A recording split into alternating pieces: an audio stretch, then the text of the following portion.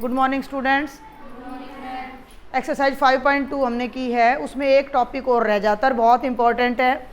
Final exam में तो एक क्वेश्चन इसका जरूर आता है। पाइथागोरस त्रिक, एक उदाहरण से समझाऊंगी पहले तो कि ये होते क्या हैं। पाइथागोरस तो एक गणितज्ञ का नाम है जिन्होंने इसकी खोज की थी, और त्रिक का मतलब है तीन संख्याएं। ठीक है, आगे मेरी बात समझ में। अब वो तीन संख्याएं कैसी होंगी इस बात को समझेंगे। मान लो मैंने एक संख्या ले ली 3, एक संख्या ले ली 4 और एक ले ली 5। लॉजिक को पकड़ना। 3 का वर्ग करेंगे जिया तो कितना आएगा 9, 3 तिया 9। 4 का वर्ग करेंगे तो 16, 5 का वर्ग करेंगे तो 25।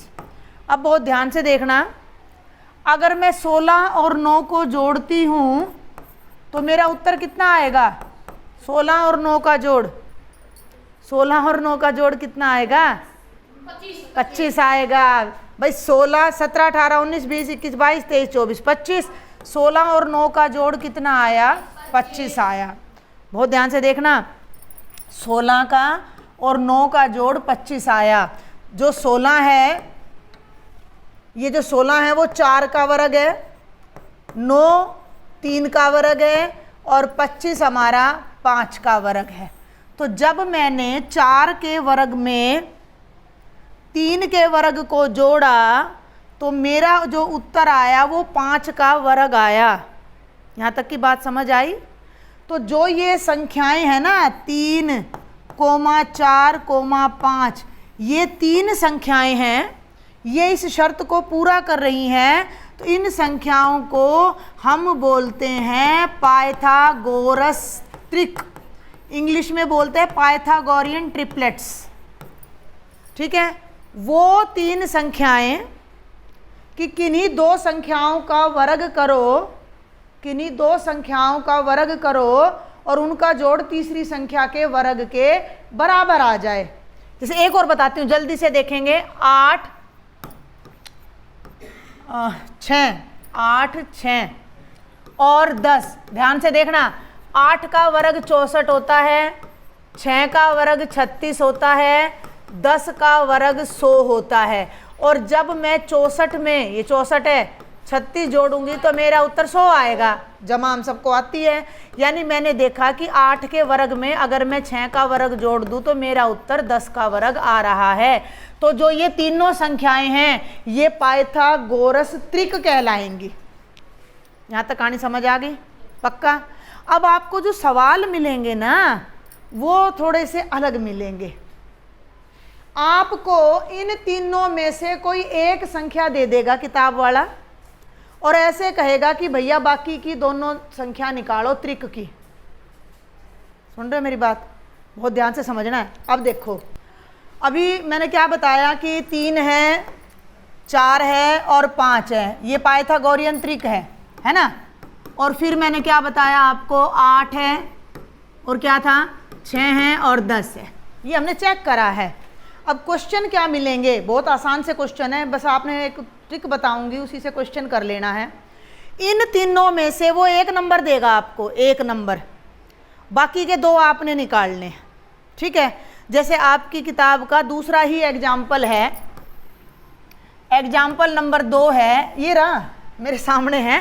पाइथागोरस त्रिक लिखिए जिसकी सबसे छोटी संख्या 8 है। आपने किताब को बिल्कुल नहीं देखना इन सवालों को करने के लिए, आपने मेरा तरीका देखना है। सबसे छोटी संख्या कितनी है 8 है। ठीक है, तो सबसे पहले लिख दो सबसे छोटी संख्या 8। इसको क्या करो,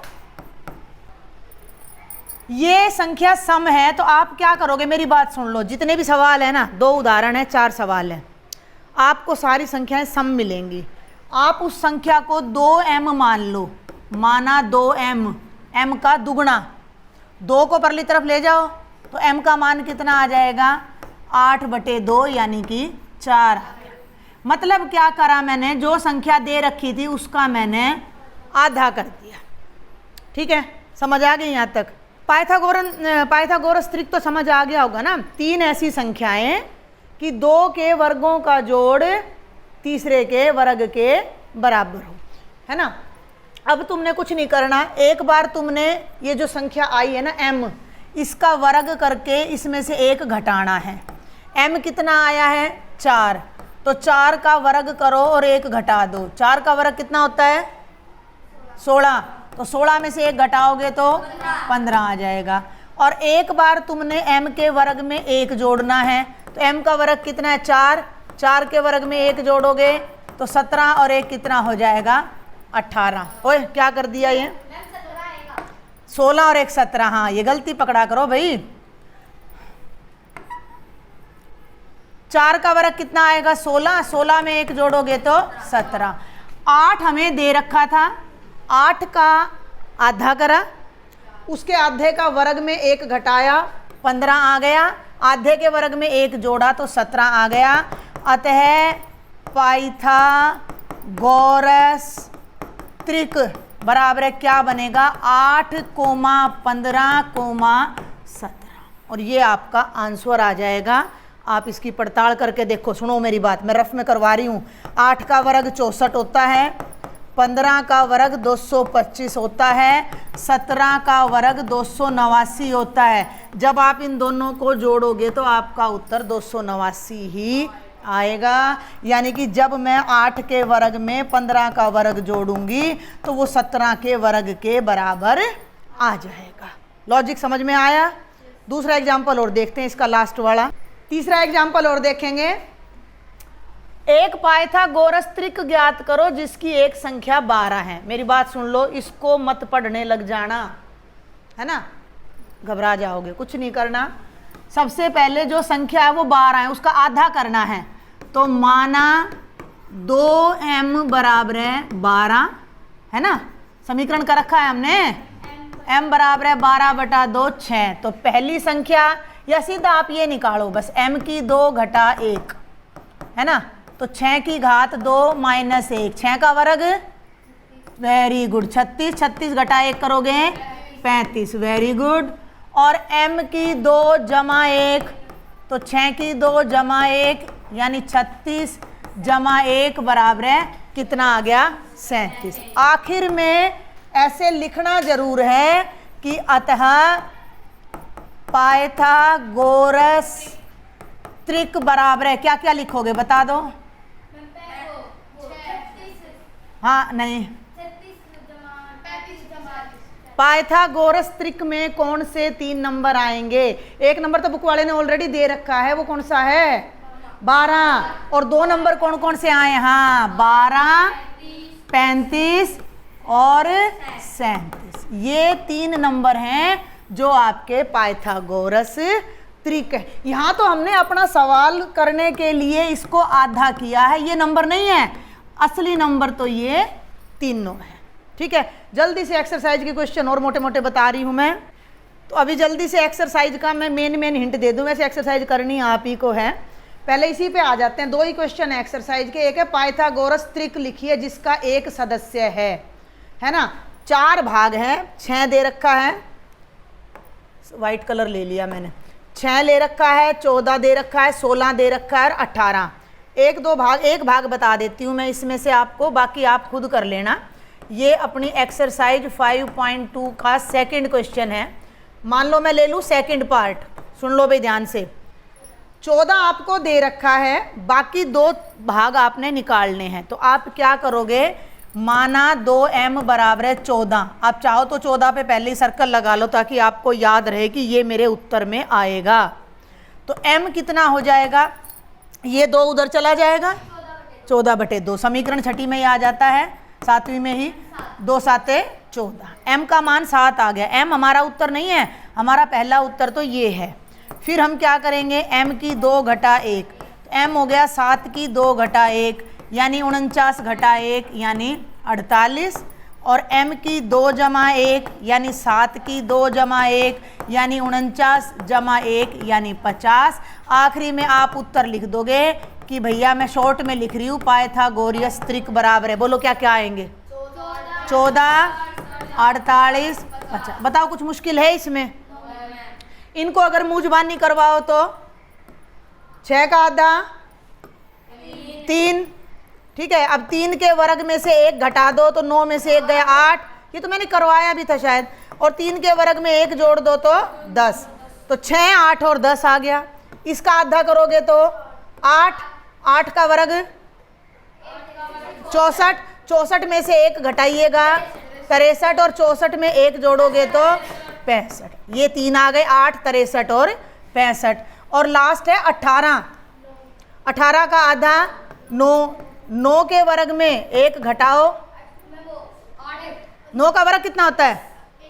81, 81 में से 1 घटाओगे 80, और 9 के वर्ग में तो 82 आ जाएगा। तो हमारा उत्तर होगा 18, 80, 82। तो ये था सेकंड क्वेश्चन इसका। हाँ बहुत इजी है। और फर्स्ट क्वेश्चन और बताऊंगी जल्दी से, 1-2 भाग इसके कल हमने लास्ट लेक्चर में कराए थे। ये 2 भाग तुम बता दो इसमें से कौन से करवाऊं, बाकी तुमने खुद करने हैं। जो तुम कहोगे वही 2 भाग करा दूंगी मैं। क्वेश्चन नंबर 1 का सारे कर लिए, एक ले लें, फिर केवल एक ले ले, चौथा ले लेते हैं। मान लो 93 ले लिया, याद है? देखो बिना निम्न संख्याओं का वर्ग ज्ञात करना, बिना गुणा करे। बोलते जाओ तुम। 93 का वर्ग क्या करूं?